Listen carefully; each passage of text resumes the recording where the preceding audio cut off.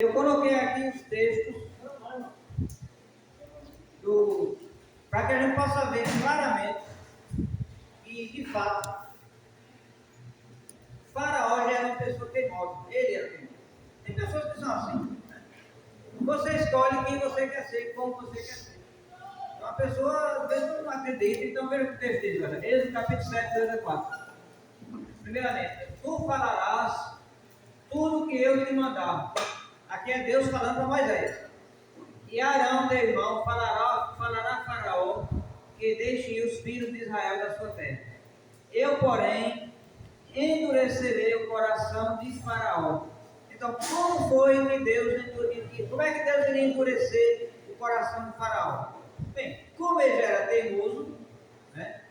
Então Deus ia aplicar um remédio, que foi exatamente a sua palavra, os seus sinais. Foi o que o Faraó fez? Ele resistiu. No momento que ele resistiu, ele se tornou mais resistente. Então foi isso que aconteceu. Multiplicarei na terra do Egito os meus sinais e as minhas maravilhas. Pronto, veja aqui, olha. Como foi que Deus endureceu o coração do Faraó? Eu, porém, endurecerei o coração do Faraó e multiplicarei na terra do Egito os meus sinais e as minhas maravilhas. Então, dessa forma, Deus iria endurecer o coração do Faraó. Foi o que aconteceu. Olha aí, olha. Mas Faraó não vos ouvirá. Olha, veja bem. Então, vamos tocar no ponto aqui. Deus já sabia que Faraó iria resistir, endurecer, não iria aceitar. Deus já sabia. Deus sabe de tudo. Deus sabe o futuro. O que é que eu vou fazer amanhã? Eu não sei. Deus sabe. Deus sabe. Então, algumas pessoas acham que se Deus já sabe o futuro, significa que já está tudo no desígnio dele. Mas veja, nós não temos livre-arbítrio. Então, o fato de Deus saber não significa que ele vai fazer aquilo acontecer. Sabe por que algumas pessoas ficam revoltadas com Deus? Por conta de não compreender como é que Deus trabalha. Porque imagina uma situação em que um pai de família viajando com a sua família, tem um acidente, morre, as crianças ficam aí ou doentes, ou sem os pais. E as pessoas vão ver como é que Deus permitiu isso. Como é que Deus fez com que isso acontecesse? Algumas pessoas não entendem e ficam revoltadas com Deus, por não ter essa compreensão. Porque aí fica tudo colocado na culpa de Deus, já que é Deus que faz tudo, Deus sabe o futuro, então quer dizer, Deus vai livrar todas as coisas ruins de acontecerem. Se ele fizer isso, ele vai acabar violando a sua própria lei. Como é que dá o livre-arbítrio e ao mesmo tempo ele manipula? Deus iria se tornar um manipulador. Então quer dizer que os cristãos não vão mais morrer. Ninguém vai sofrer acidente, ninguém vai encontrar um câncer, nem um resfriado. Porque Deus vai ter que evitar tudo. E dos ímpios, ele vai fazer o quê? Nada. Vai dizer que morrer para morrer. Entende? Deus vai se tornar um manipulador. De forma nenhuma, isso não faz sentido. Isso não faz sentido. Aí ele vai dizer aqui, ó. E eu porei minha mão sobre o Egito, tirarei os meus exércitos, meu povo, os filhos de Israel na terra do Egito, com grande juízo. Êxodo capítulo 7, 13, 22, 28, 19.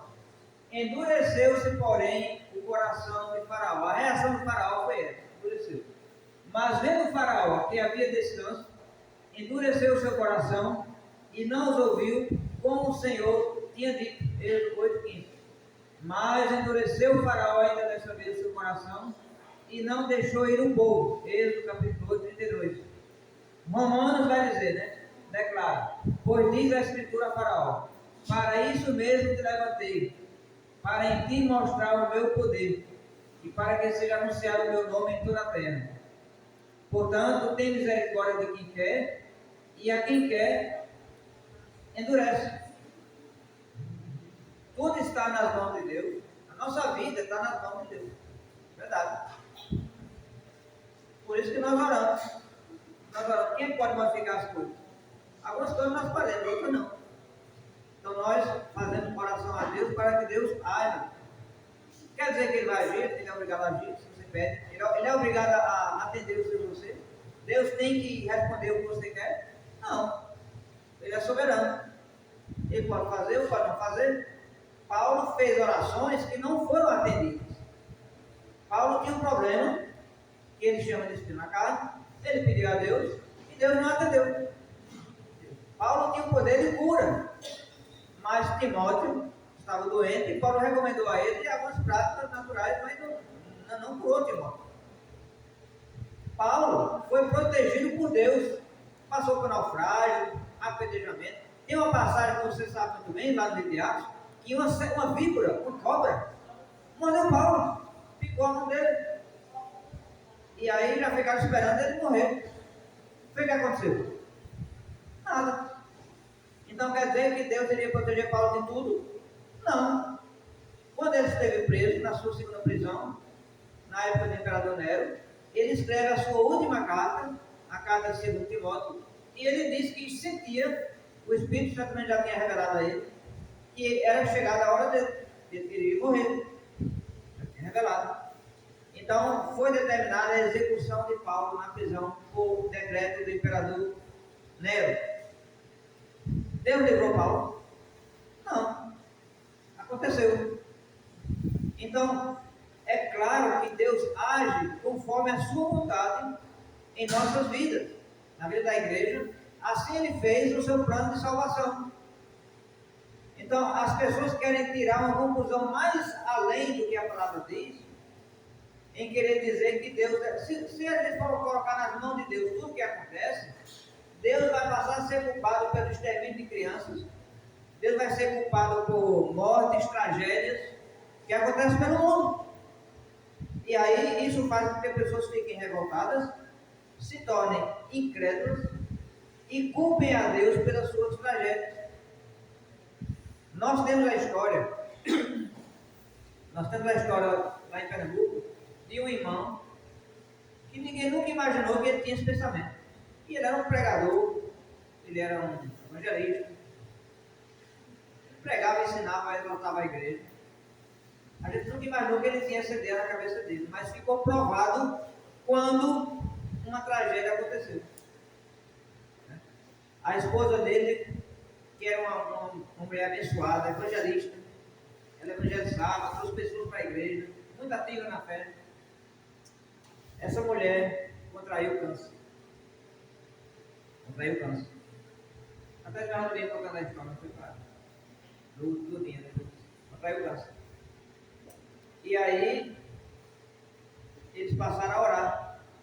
E ele se entregou à oração, entregando a Deus, pedindo a Deus que a restaurasse e que a curasse. E ele depositou toda a sua fé e confiança a Deus nessa oração. Passou o dia, passou o tempo, tratamento. Ela não melhorou. Foi internada. E, infelizmente, depois de um tempo ela não resistiu. Aí ela veio a falecer. Ele ficou revoltado. Ele não conseguiu mais nem ir para a igreja. Ele perdeu toda a sua fé e confiança em Deus. E era um homem pregador, ele era o pregador da igreja, o ministro da igreja.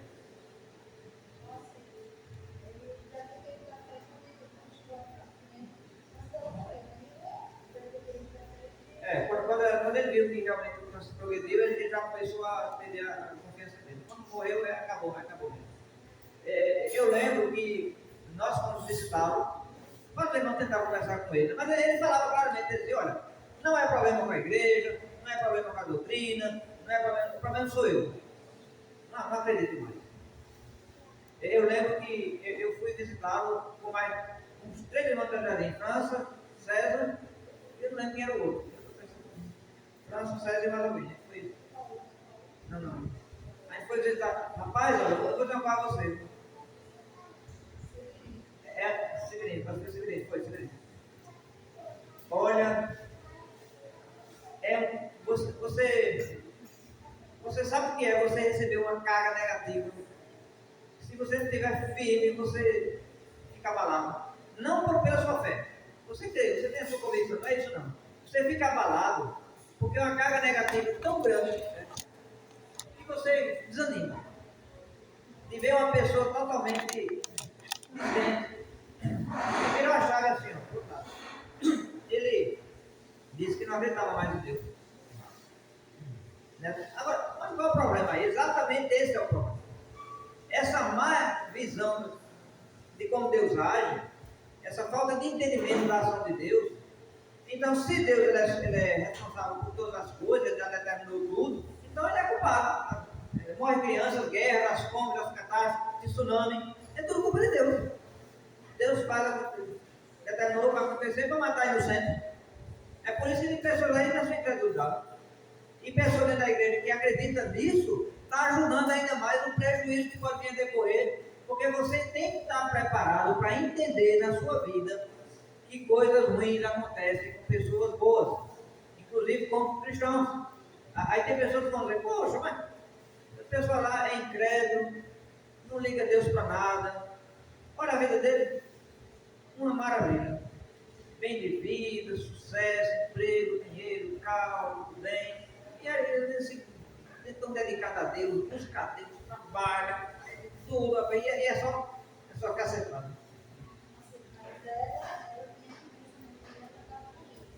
Sim, claro. Ela está lembrando aqui que ela morreu fiel. Ela não perdeu. Quem tinha que perder era ela, né? Era por estar doente, né? Não. Ela compreendia bem. Certo? Inclusive ela pediu a ele, ela continuou, ele não abandone. Ela fez esse pedido a ele. Não adiantou. Mas ela morreu fiel. Um exemplo, né, para gente. Então, tem pessoas que ficam questionando, né? Poxa, as pessoas aí de boa, aí nada bem, esses cristãos passando tanta perseguição. Recentemente aí, ninguém está falando, não sai na imprensa, você não vai ver isso na Globo News, nem na Jornal Nacional, nem na CNN, esses canais militantes aí, você não vai ouvir isso aí não. Mas atualmente está tendo um extermínio de cristãos na Nigéria. Se alguém ouvir falar isso, na Nigéria está tendo extermínio de cristãos por grupo de islamismo, muçulmano lá. Tem bastante já queimaram a igreja, mataram 50 mil cristãos. Ninguém fala disso. Por quê? São cristãos. Agora, 5, 7 palestinos que morrem lá, é o Aue medonho que corre, o extermínio de Israel está exterminando, não sei o quê, entendeu? Mas ninguém fala do que está acontecendo na Nigéria. Por quê? Porque são cristãos. Então, aí quer dizer que é culpa de Deus? Quando João escreveu a carta de Apocalipse, aquela carta foi preparando a igreja para o que estava para acontecer. Deus sabia que o Império Romano, num determinado momento, ia voltar toda a sua fúria contra a igreja, e a igreja tinha que entender por que isso estava acontecendo. Veja bem, a igreja cresceu, se espalhou por todo o Império Romano. Foi uma bênção. Igrejas surgiram em todos os lugares, na própria Roma. A igreja cresceu. Os irmãos esperavam então que o reino explodisse. Mas aí, de repente, o Império Romano se volta contra a igreja e começa a exterminar cristãos, a matar os montes, levar para as arenas. Os irmãos iriam perder a fé, iam dizer, Deus nos abandonou. Deus estabeleceu sua igreja, foi embora e deixou a gente aqui, vamos morrer na mão da espada dos romanos. Apocalipse vai revelar para ele, por isso que o nome é revelação, né? Apocalipse quer dizer revelação. Então Deus vai revelar para ele, na visão de Jesus Cristo deu, o apóstolo João vai revelar para a igreja, primeiramente, por que isso estava acontecendo. Uma das coisas que mais aflige o cristão é não saber por que aquilo está acontecendo com ele. Por que está acontecendo essa tribulação? Por que eu estou passando por esse sofrimento, por esse aperreio, por essa dor, por essa doença, perda de emprego, falta de dinheiro, perda de casa, perda de entes queridos, doença? Por que está acontecendo? Então, uma coisa que mais aflige é não saber o porquê essas coisas acontecem. Deus não pode dar essa resposta assim para todo mundo, tem várias causas. Às vezes a causa do sofrimento sou eu, às vezes eu sou culpado, eu faço com que as coisas mais aconteçam. Às vezes não sou eu, às vezes não fiz nada. Às vezes pessoas cometem sofrimento a pessoas. Um chefe muito orgulhoso pode fazer com que pessoas que trabalham com ele sofram, demitem. Às vezes sofremos por causa dos outros. Às vezes o sofrimento vem por conta de uma vida desregrada. A pessoa comete erros, não se alimenta direito, come bobagem, o organismo não aguenta, adoece. Ah, meu Deus, por que Deus está fazendo isso com você? Não foi Deus, foi você que fez isso aí.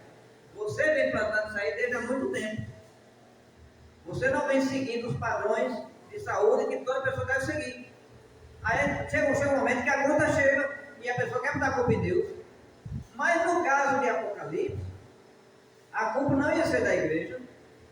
A perseguição viria por conta do Império Romano. Mas por que Deus iria permitir isso acontecer? A carta vai responder. Ele vai dizer. Primeiramente, no capítulo 12, ele vai revelar quem é que estava por trás. O Império Romano não se voltou assim do nada contra a igreja. Algo iria provocá-lo. E quem foi que provocou o Império Romano? Quem foi que levantou aquela besta do mar com 7 cabeças? Quem foi que levantou aquilo ali? Foi quem? No capítulo 12. O dragão. Foi o dragão. O dragão chegou na areia do mar e chama aquela besta com 7 cabeças. Mas quem era o dragão? No capítulo 12, a antiga serpente, que se chama Diabo, Satanás. Então, foi revelado para a igreja que Satanás iria levantar esse maior poder econômico mundial contra a igreja. Os irmãos iriam entender por que estava acontecendo. E ainda mais, Deus foi mais além. Foi revelado para a igreja que isso iria ter que durar algum tempo, mas que finalmente iria se completar o número daqueles que iriam ter que partir. Mas aí eles tiveram uma visão celestial do salvo, dos mártires, numa boa. Eles tiveram uma visão dos mártires, eles estavam numa boa mesmo. No céu, vestido de branco, no reino celestial, louvando a Deus. Maravilha que você queria estar. Entende? Então isso deu ânimo e encorajamento para os irmãos compreenderem que às vezes temos que passar por tribulações e que através dela importa perseverar e entrar no reino de Deus. E foi o que ele disse, Apocalipse capítulo 12, versículo 10. Sereis entregue à prisão, tereis tribulação de 10 dias. Claro que esses 10 dias é simbólico, né? Não foi 10 dias, durou mais de 100 anos. Mas é um tempo simbólico no 10 para querer dizer. O que ele quer dizer com isso? Vai durar um tempo. Aí ele diz: tereis tribulação de 10 dias, mas ser fiel até a morte. Seja fiel. Qual é a mensagem do Apocalipse? Seja fiel até a morte. E aí você vai receber a coroa da vida. Então, o cristão tem que entender que sofrimento faz parte e Deus não é culpado por isso. Faz parte da vida. Quando o pecado entrou no mundo, quebrou todo o ciclo de perfeição do mundo, do universo. Olha aí o universo. Os meteoros estão aí, ó, viajando a todo vapor. Vê se não caindo na Terra. Olha o meteoro aí na Terra. Temos o clima altera, tem terremoto, né? Aqui no Brasil não tem terremoto. Não é porque somos abençoados, é porque o Brasil passou com uma placa única, entendeu? Foi bom, deu certo aqui para nós, né? Mas temos enchentes, nós temos secas, e outros lugares tem terremoto, tem tsunami. Recentemente você viu o tsunami que houve, né, anos atrás, né, ali nas costas do Japão, aquela tragédia toda. O mundo tem um desequilíbrio no mundo por conta do pecado. E na vida humana, a mesma coisa. Tem pessoas más, perversas, que querem impor sofrimento aos outros. A pessoa diz: mas Deus não podia acabar com isso, não. Pode, mas ele decidiu fazer a sua criação, ele não vai interromper. Mas Deus já determinou o dia quando tudo isso vai acabar. Já está no calendário de Deus. Já está no calendário de Deus. Já tem um dia quando tudo isso vai acabar. Amém. Quando é que vai ser? Não sabemos. Pode ser até amanhã, pode ser daqui a um ano. As pessoas dizem assim, né? Jesus está voltando, né? Jesus está voltando, veja aí, né? Olha as coisas acontecendo aí, as guerras, a volta de Cristo. Gente, desde que o mundo é mundo, que tem guerra. Se guerra é a volta de Cristo, então ele já deve ter voltado há muito tempo. Tivemos a Primeira Guerra Mundial, a Segunda Guerra Mundial. Logo na criação, o irmão matou o outro. Então, isso não é são sinais, não tem sinal. Nós não temos sinais. Jesus vem, nós não sabemos quando. Será que está perto? Como é que não sabe se está perto? Jesus falou, foi ele, ó, estou chegando, vem daí que eu estou chegando. Não, ninguém sabe. Ele pode vir daqui a um ano, pode vir daqui a 100 anos. Nós não sabemos, não temos nada de ideia. O ponto não é esse. A Bíblia não foi escrita para dar a você uma noção de, ó, aperta ele, a gente é todo não. Ela foi escrita para você ser fiel até a morte. É isso aí. Esse é o seu objetivo. Quando é que vai ser? Não sabemos. Ludinha, essa irmã que eu contei a história, estava saudável, ia para os eventos, estava feminino, evangelizava. Ninguém nunca imaginava que ela tinha apenas 2 anos de vida. Nunca imaginava. Mas assim foi. E o nosso futuro, né? O que será? Nós não sabemos. Né? E Deus pode fazer com que a pessoa viva mais ou não. É a vontade de Deus. Ele não é obrigado a ajeitar para todo, porque você é crente, você é fiel à igreja, você é dedicado. Então Deus tem que ajeitar as coisas para você. Ele fazer tudo bacaninha, ele fazer com que você se recupere da doença, tudo e dê tudo certo. Aí ele não seria Deus. Ele seria um manipulador. E ele tem que fazer isso com todo mundo. Porque a Bíblia diz, lembra? Atos capítulo 10, Deus, versículo 34, Deus não faz acepção de pessoas. Deus não faz acepção de pessoas. Então tivemos aqui o caso do faraó, né? Por que Deus endureceu o coração do faraó? Quando a palavra de Deus é pregada, 2 coisas acontecem. A palavra toca o coração. Tem pessoas que dizem assim, eu não sei, mas deixa eu ver se quando Deus tocar no meu coração. Poxa, a palavra é Deus tocando no coração. Quando você ouve a palavra, Deus está, né? Como é aquele versículo? Eis que tua porta e bato, né? Eis que tua porta e bato. Se abrir, eu entro. Se não abrir, ele arromba. Se você não abrir, eu não. Se não abrir, ele não entra. É você que decide. A palavra toca o coração ou endurece o coração. Ou ela toca, né? Então, ou ela amolece o coração, ou ela endurece o coração. O que vai determinar é a atitude do ouvinte. Veja a palavra semeador.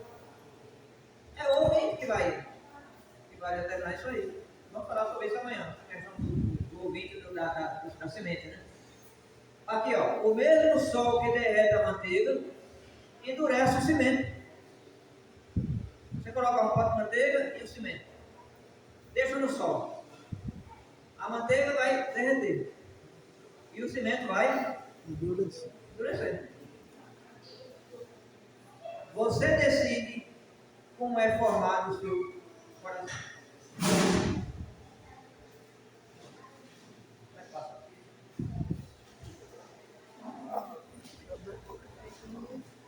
Cadê o professor?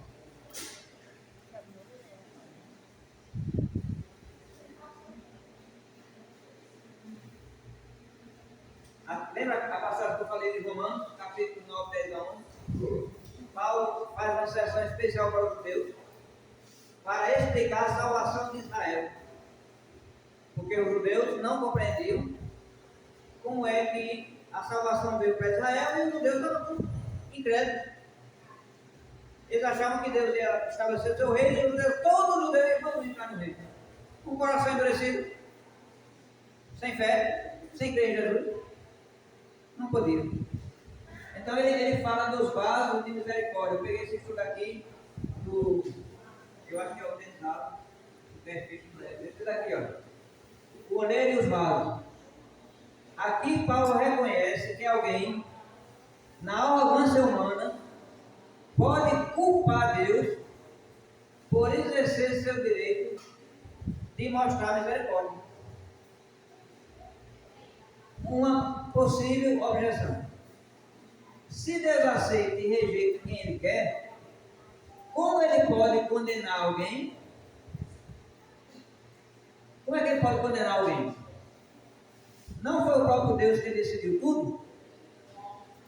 Essa objeção não é tão diferente da doutrina que muitos que é difundida hoje da predestinação, que sugere que a salvação e a condenação dos homens depende somente do capricho de Deus. Pessoas que defendem essas ideias precisam ler a repreensão aqui que foi dada por Paulo.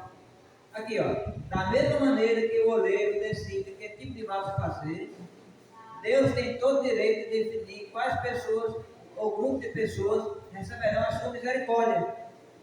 Os calvinistas acham que o exemplo do oleiro quer dizer o seguinte: Deus faz um vaso assim, esse aqui é para salvação, esse aqui para perdição. É assim que eles estão fazendo. Está errado isso, não é isso. Não é isso. Vamos ver aqui, olha. Deus tem todo o direito de definir quais pessoas, grupos de pessoas receberão a sua misericórdia. Quando ele decidiu salvar mediante as condições que ele colocou.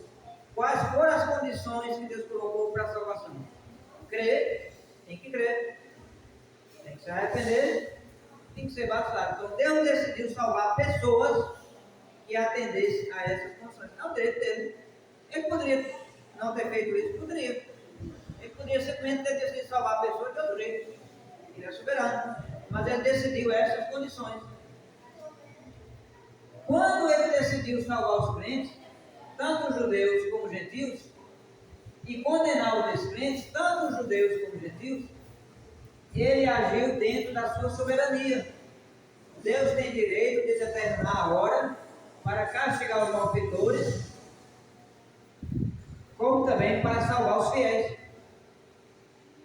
Os cristãos, sejam judeus ou gentios, são aqueles que receberam a misericórdia dele. Deus fez na salvação dos gentios exatamente o que Oséias previu na sua profecia. Oséias jamais sugeriu a salvação sem obediência. Os que receberam a misericórdia de Deus foram os mesmos que se arrependeram e se converteram ao Senhor. Oséias 14, 1 a 4. Nessas condições, Deus mostrou a sua soberania. Eu coloquei um link aqui.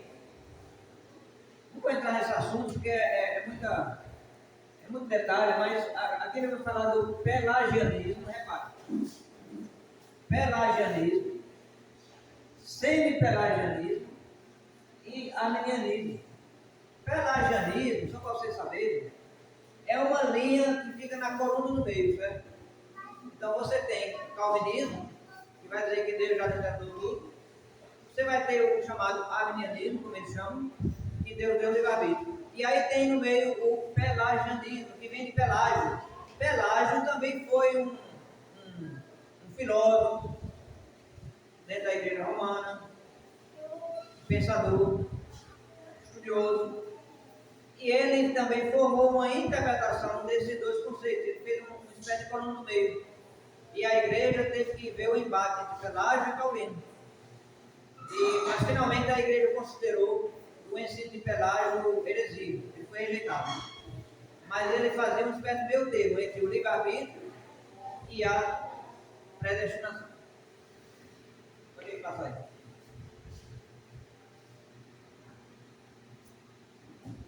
Então, mais uma vez, vamos ver como acontece na Bíblia a doutrina da predestinação. O objetivo da aula: ter conhecimento do que a Bíblia ensina sobre predestinação, reconhecer que nós, e não somente Deus, somos responsáveis pela nossa salvação. A palavra diz lá em Pedro: desenvolver a vossa salvação. Você é o responsável por desenvolver a sua salvação. O que quer dizer desenvolver a salvação? Não quer dizer que você vai ficar mais salvo, entendeu? No momento que você sai das águas, você está na mesma condição do que todo mundo da igreja. Desenvolver quer dizer o quê? Viver. Viver. Né? Você agora é um cristão? Viva essa vida. Né? Reúna-se. Ore a Deus. Compartilhe. Santificação. Perseverança. Comunhão, né? Desenvolva a sua. Então, é um trabalho nosso. quem salva? Eu salvo a mim mesmo? Não. Eu posso salvar outra pessoa? Não. A salvação é a graça de Deus, vem de Deus, né? Uma vez recebida, agora cabe a mim. Paulo diz, ó, não apagueis o Espírito. Não diz isso lá em Efésios?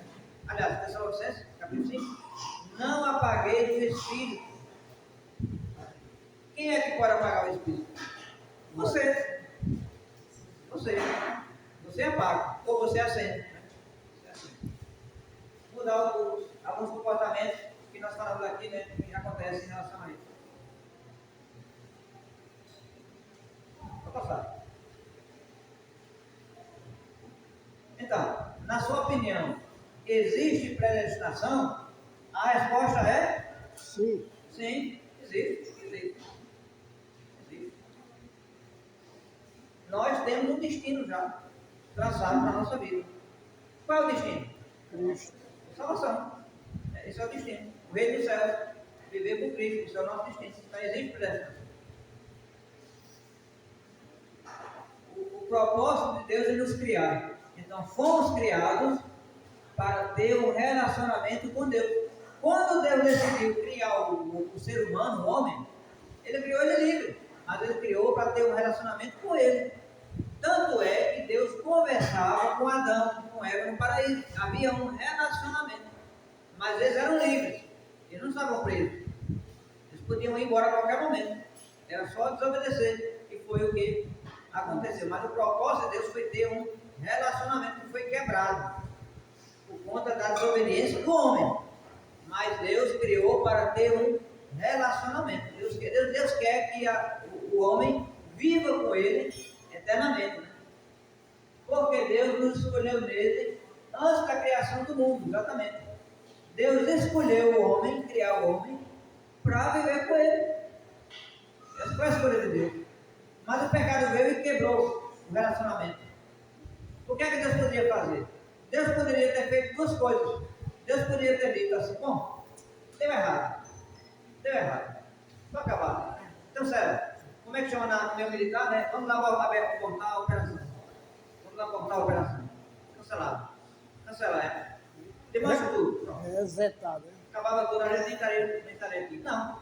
Deus decidiu restaurar esse homem caído. Decidiu restaurá-lo. Então, Deus fez o plano da salvação. Então, nos escolheu nele, antes da criação do mundo, para sermos santos e irrepreensíveis em sua presença. Em amor, nos predestinou para sermos adotados como filhos por meio de Jesus Cristo, né? Segundo o propósito de sua vontade. Então, para responder a pergunta sobre predestinação, ele vai dar um conceito aqui, repare. Predestinação vem do grego prorizo, que quer dizer decidir de antemão, e se aplica aos propósitos de Deus, incluso na eleição.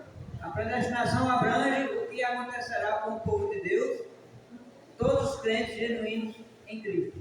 Predestinação não é dizer o que vai acontecer na sua vida, é o que vai acontecer com o povo de Deus. A gente já está certo. O que vai acontecer com o povo de Deus? Quando Jesus voltar, vai subir com ele. Se você estiver vivo, você for cristão, você vai ser arrebatado. Se você tiver morrido, estiver sepultado, mas você for cristão, você vai ser ressuscitado. Mas a Bíblia diz que todos vão ressuscitar e vão estar na presença de Deus, todos.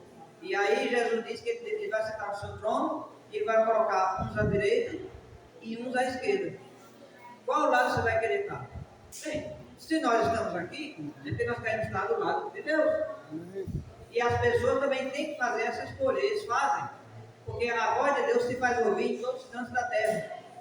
Não tem ninguém que fica alheio a isso. A palavra de Deus, quando ela é lançada, ela pode trazer conversão. Até das pessoas que você menos imagina. Há uns anos atrás, um missionário americano que tinha trabalhado na Ucrânia, ele visitou lá a gente, certo? Mas foi muito bacana, porque ele contou a história de algumas conversões aí pelo mundo, rapaz, muito legal. Ele contou a história de um rapaz na África, eu não lembro bem dessa história, mas eu não esqueci uma história que ele trouxe lá na Palestina. Inacreditável. Isso era assim, não, isso não aconteceu. Um filho de um membro do Hamas. O filho de um membro do Hamas. Vocês estão vendo essa palavra Hamas aí no noticiário, né? Terroristas. Matam, assassinam, matam até crianças. O filho de um desses líderes se infiltrou dentro da igreja de Cristo, lá em Jerusalém, para ouvir, ver o que é que estava, qual era a mensagem, qual era o ponto, o que é que estava acontecendo. E ao chegar lá, infiltrado, claro que ele não chegou lá como terrorista, chegou como uma pessoa comum, né? Ao ouvir a mensagem sobre Jesus, aquilo ali impactou ele, impactou aquele homem que nunca tinha ouvido aquilo. Foi criado no islamismo, só ouvido ao Corão, Maomé, do lado, né?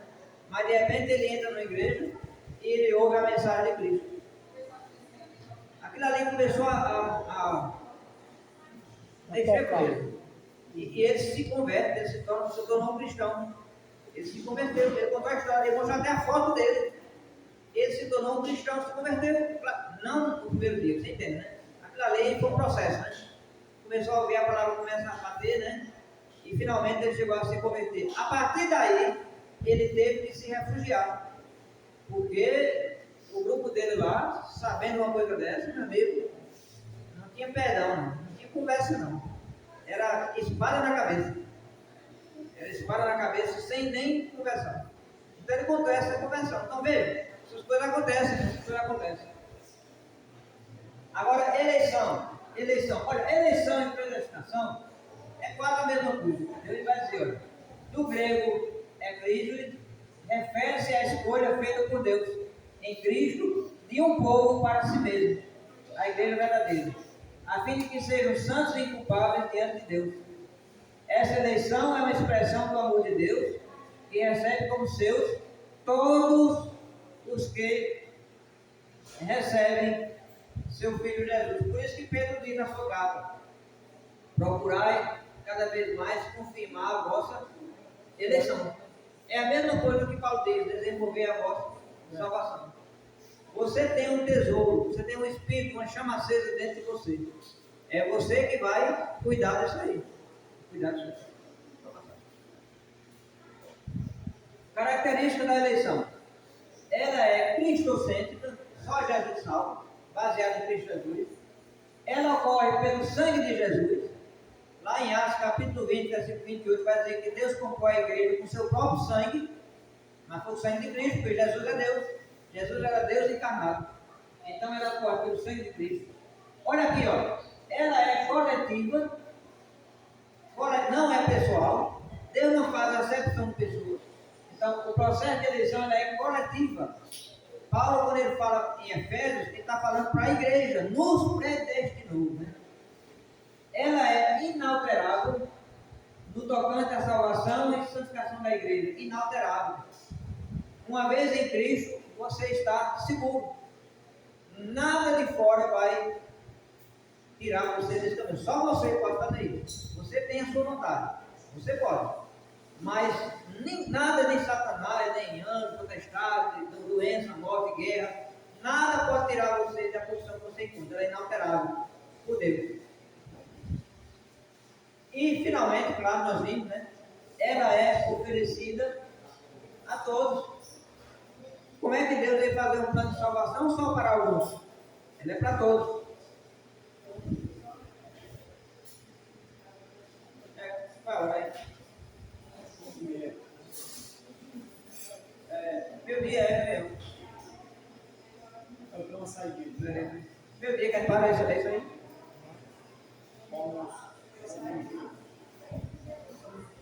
Tá bom, né?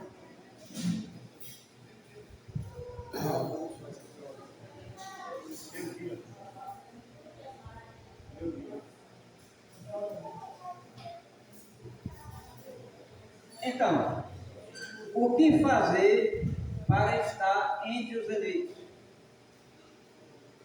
Aceitar Jesus, esse tema é estudado pelos evangélicos, né? Aceita Jesus, né? Aceita Jesus.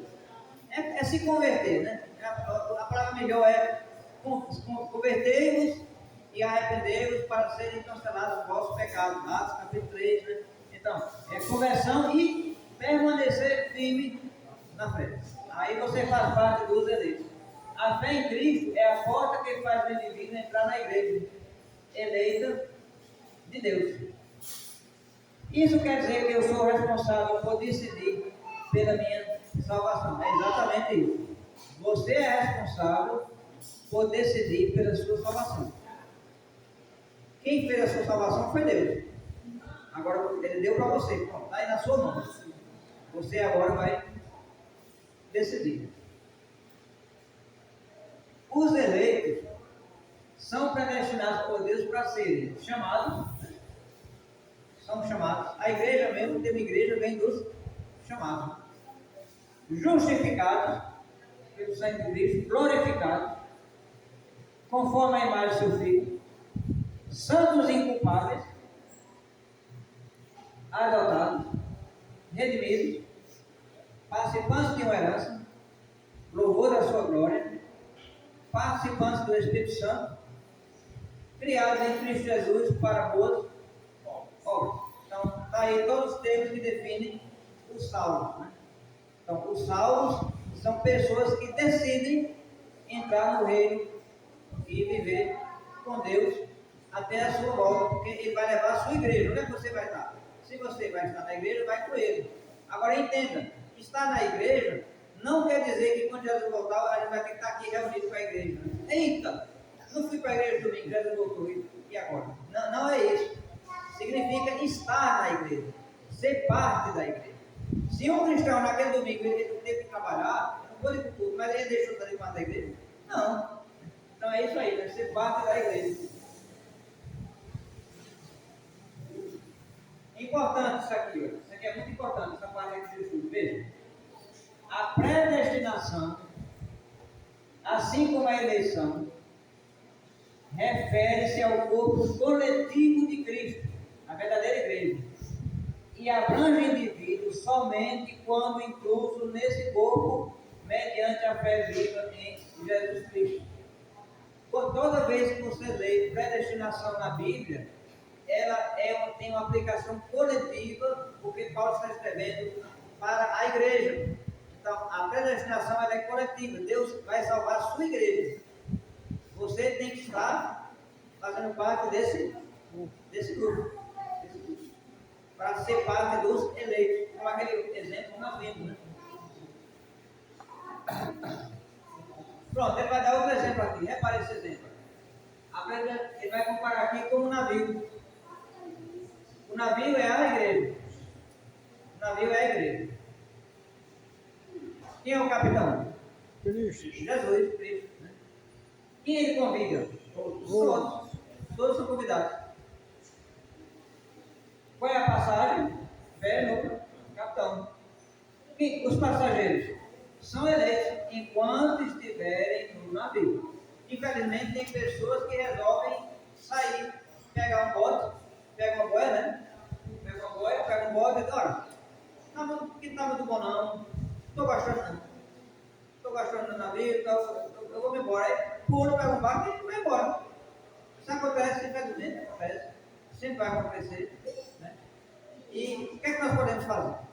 Jesus, lá em João, capítulo 6, foi dito que alguns deixaram de segui-lo. Não entenderam a palavra. Ele falou que quem não come da minha carne, bebe do meu sangue, não entenderam aquilo, pensaram que era por literal. Deixaram de seguir a Jesus.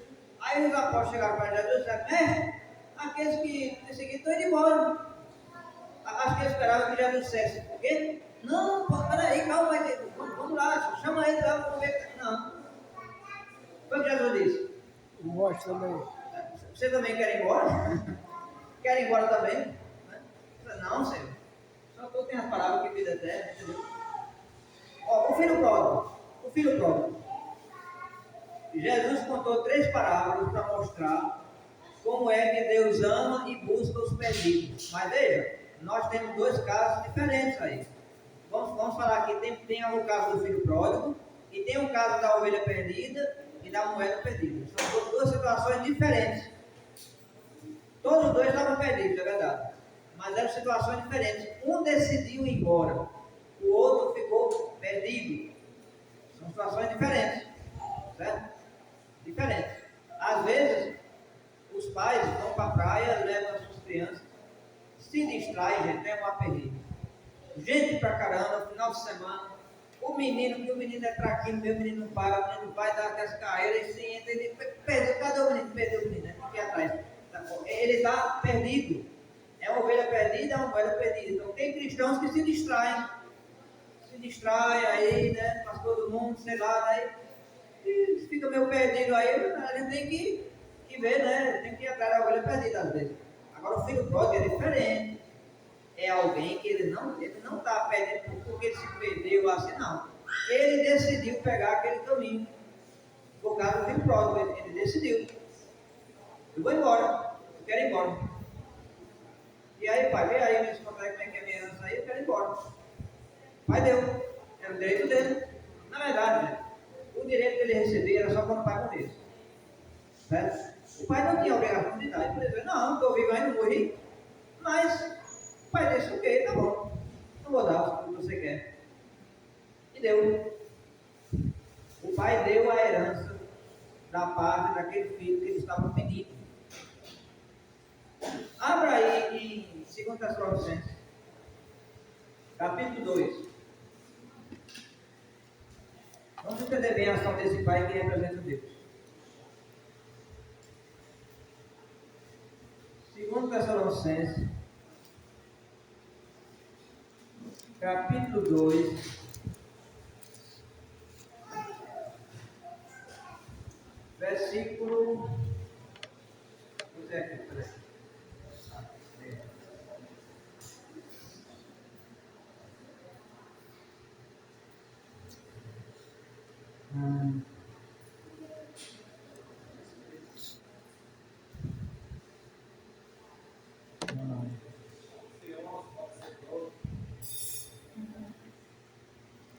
Versículo 11. 2 Tessalonicenses, capítulo 2, versículo 11. Veja aí. É por esse motivo, pois, que Deus lhes manda a operação do erro, para darem crédito à mentira, a fim de serem julgados todos quantos não deram crédito à verdade, mas se deleitaram com a injustiça. Então Deus manda. É isso que você quer? Então tudo bem. Aí, Deus permite. Deus não impede, permite. Então a pessoa quer a mentira, Deus manda a mentira. Hoje tem gente que está ouvindo voz do Espírito aí e está acreditando que é de Deus. Não, não é de Deus. A voz de Deus está na sua palavra. Não sei de que Espírito é, mas Deus permite. E as pessoas vão atrás. Eles querem ouvir isso aí, então. Você quer ouvir voz de profecia? Então vou mandar, manda. E eles ouvem. Né? Então, o filho pródigo queria isso. Então o pai fez o quê? Deu. É isso que você quer? Então é isso que você vai ter. Aí está a sua herança. Pegou a herança dele e foi embora. O pai saiu atrás. Meu filho, não faça isso não, volta, fica aqui, pense bem. Não. Ele decidiu, ele quer. Foi embora. E se tornou também uma pessoa perdida, mas pela sua própria vontade. Coube a ele ter uma noção do que ele tinha feito e se arrepender. Será que se ele tivesse vivido na riqueza e abundância, ele teria tido esse pensamento? Não, talvez não, né? Às vezes, a própria vida dá lições que faz com que a pessoa caia em si. Uma vez aconteceu na congregação que eu estava congregando lá em Cantarim, um irmão que ele era afastado da igreja. Ele era afastado da igreja. Ele trabalhava com a moto. Ele era mototáxi. Um dia, ele entrou numa quebrada ali, quase que morre. Parece que ele vinha, um carro passou, derrubou ele, uma coisa, quase que ele morre. Ele viu a moto passar assim, a moto passou com a coisa assim, fez assim para ele, quase que ele morreu. Quando ele viu tudo aquilo, ele viu que ele escapou, ele viu aquilo como um chamado de Deus. Ele decidiu voltar para a igreja. Voltou para a igreja, foi na frente, confessou seu arrependimento e voltou para a igreja, por conta daquele acontecido. Será que foi Deus que mandou o sinal? Olha, não sei, talvez não sei. Mas o fato é que o filho lá, o pródigo, né? Esbanjou tudo que tinha, veio a pobreza, E a fome. situação ruim, né? E aí ele se arrependeu. Disse, poxa, filho, situação, estou na casa do meu pai, volta humilhado, não queria nem ser recebido como filho. Queria dizer, não, eu vou ser só um trabalhador aí, eu nem mereço mais estar na sua casa, né? Mas aí Jesus mostra como é que Deus trata aqueles que se arrependem, né? Deus quer abraçar aquelas pessoas que foram embora, Deus quer abraçá-los, né? Mas porque ele voltou, então a pessoa tem que voltar, tem que se arrepender. Ninguém pode trazer ninguém na força. Então, enfim, nós temos que cuidar da gente. Por isso que Paulo diz lá em Timóteo, tenha cuidado com você. Né? Olha, gente, o irmão pregador da palavra, o irmão pregador da palavra, se tornar um ateu, isso é uma volta de 360 graus. A questão desse grupo de pessoas, né, que entenderam a verdade e disseram, olha, entenderam a verdade e um dia disseram, olha, eu não quero mais praticar a verdade. E saíram praticando a não verdade.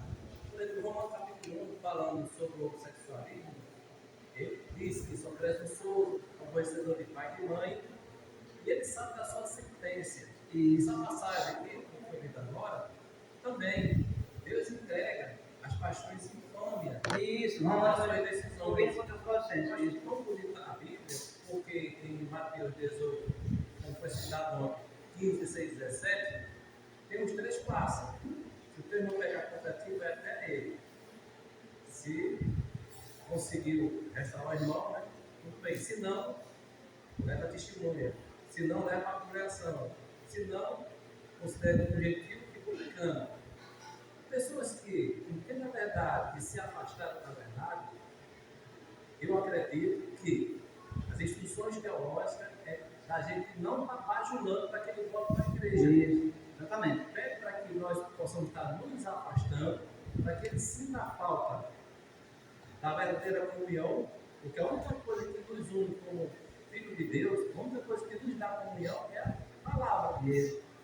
Mas em nenhum momento eles deixam de não saber mais do que ele está sabendo. Exatamente. Ele não perde o conhecimento. Às vezes você leva uma pancada na cabeça e esqueceu de tudo. Mas ele sabe o que estão fazendo errado, que precisa se arrepender. Não são crianças, não vão sem saber das coisas, exatamente.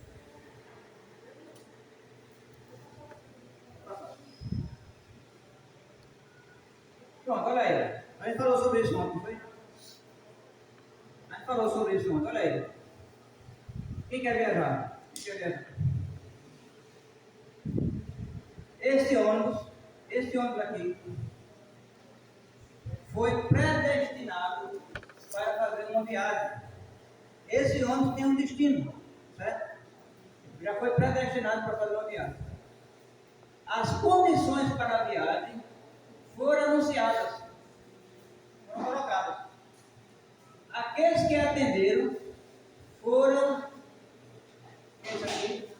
incluídos.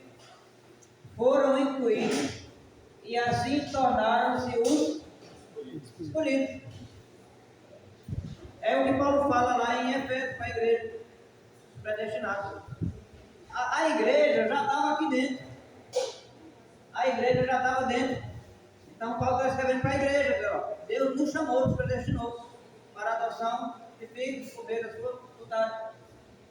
A igreja está predestinada para o reino dos céus. Então, é como que nós estamos em um ônibus, ou um avião, ou um trem, que está no aeroporto. Certo? Vamos falar do avião. Então nós estamos lá dentro do avião. Certo? Sentados.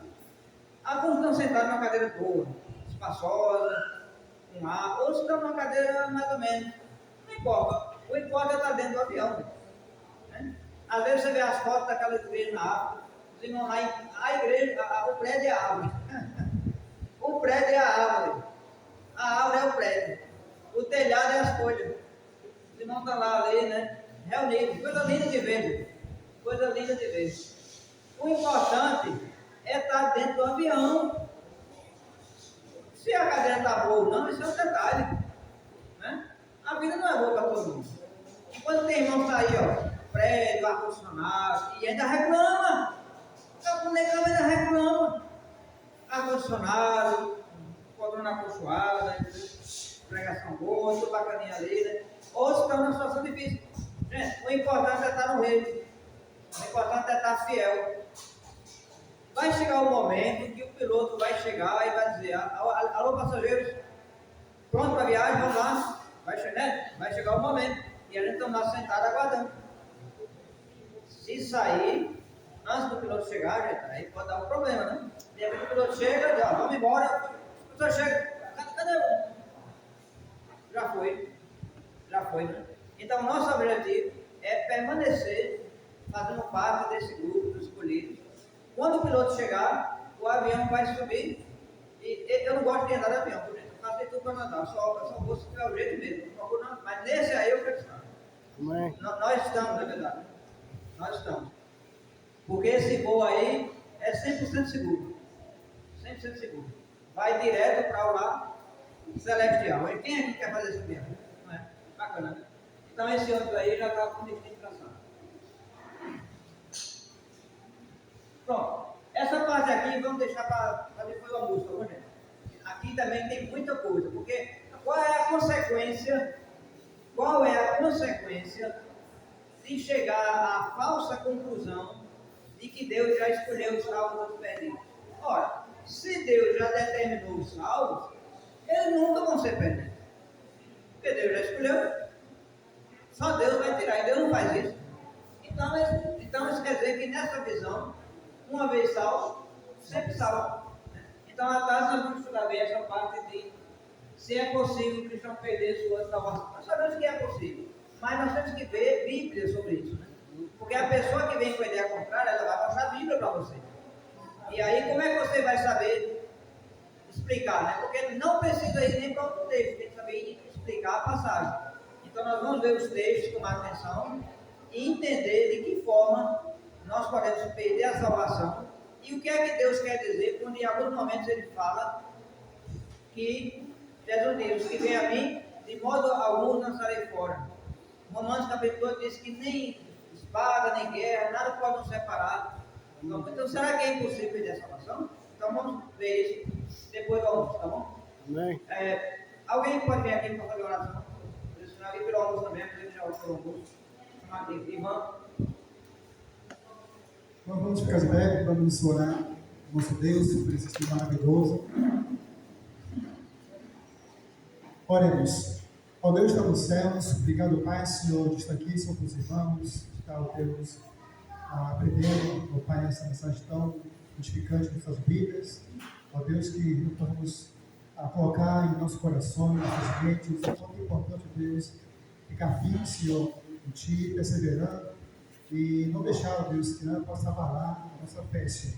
Não retroceder, Senhor, e jamais realmente voltar para o mundo, mas sim, ó Deus, avançar e deixar, ó Deus, a sua agenda, essas vidas, para realmente aprender, Senhor, discutir, Senhor, crescer mais e mais na graça e na fé de Jesus. Pai, também a pessoa está vivendo isso ao rosto, vamos apreciar, Senhor, esse alimento físico, e assim, Deus, vamos continuar, Senhor, firme, sentir, Senhor, nessa caminhada cristã, Senhor, desafios, mas que vai levar, Senhor, até Ti, o nosso lar celestial, o nosso lar eterno. Pai, que teu Deus seja louvado, hoje, amanhã e eternamente. Em nome de Jesus Cristo, amém, Senhor.